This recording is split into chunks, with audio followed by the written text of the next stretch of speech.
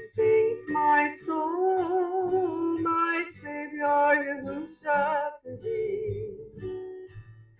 How great thou art, how great thou art.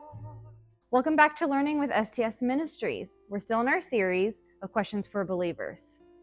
So here's a question. Why did Yahusha or Jesus call the Pharisees vipers? Was it because they didn't understand the law of the Father? Or for some other reason? In Matthew 12:34, he calls the Pharisees vipers because they're evil. They would have known, being the interpreters of the law, the lawyers, if you will, for the people, that when he's referring to them as vipers, he's calling them serpents. And we all know that the devil is represented by a serpent. So really, he's calling them little devils in this. But we have to go further to understand exactly why he's saying this.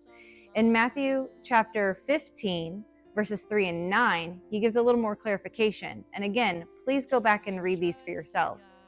But in Matthew chapter 15, specifically verses 3 and 9, he says that they transgress the commandment of the Father, which means to sin, as we've already learned, in order to teach the commandments of men.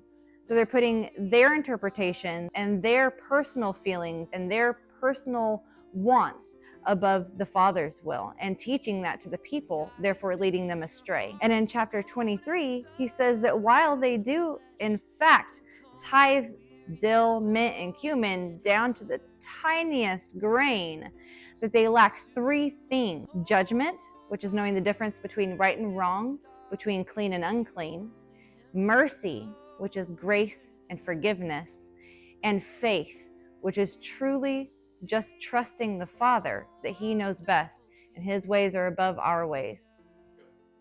The more you know.